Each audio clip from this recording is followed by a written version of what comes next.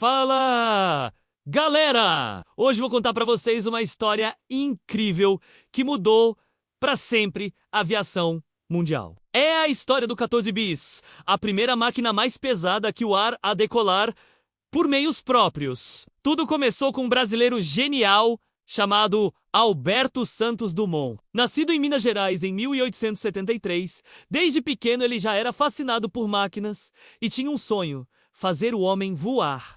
Morando em Paris no início do século XX, Santos Dumont já era famoso por seus dirigíveis que circulavam pela cidade. Mas ele queria mais. Queria criar algo revolucionário, uma máquina que pudesse decolar sozinha, sem precisar de balões. Foi assim que nasceu o 14 bis. O nome veio porque era o 14º projeto dele. E bis porque parecia um pássaro visto de trás. Era uma aeronave única. Tinha asas em formato de caixa, uma estrutura de bambu, coberta com seda japonesa, e um design que hoje pode parecer estranho, mas que era genial para a época. No dia 23 de outubro de 1906, no campo de Bagatelle em Paris, aconteceu algo que ninguém acreditava ser possível. O 14 bis decolou, voou por 60 metros, a uma altura de 2 a 3 metros do solo. Pode parecer pouco hoje em dia, mas naquela época foi uma revolução. Imaginem só a cena.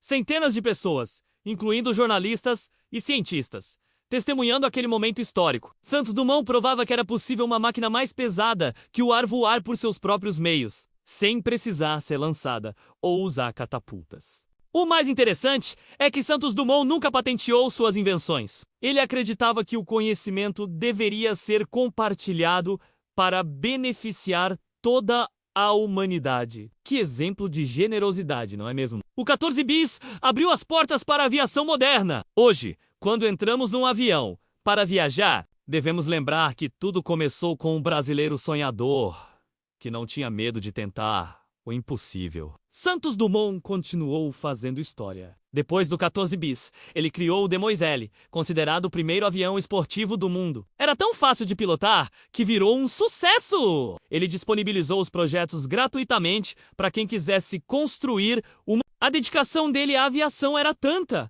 que transformou sua casa em Paris num verdadeiro laboratório de ideias. Inventou até uma casa com design super moderno para a época, cheia de soluções criativas. Tudo que ele fazia tinha um toque de genialidade. O legado de Santos Dumont e do 14 bis é eterno. Hoje, o aeroporto Santos Dumont, no Rio de Janeiro, diversos monumentos e até uma cidade em São Paulo levam seu nome. E mais importante, ele nos ensinou que com determinação, criatividade e trabalho duro, podemos realizar até os sonhos mais impossíveis. Essa história nos mostra que o Brasil sempre teve grandes inventores e pensadores. Santos Dumont provou para o mundo que a tecnologia e a inovação também podem vir dos países em desenvolvimento. Ele colocou nosso país no mapa da história da aviação mundial. E vocês sabiam que o 14 bis tinha um motor de 50 cavalos de potência? Hoje isso parece pouco, mas na época era uma máquina super potente. Santos Dumont calculou tudo nos mínimos detalhes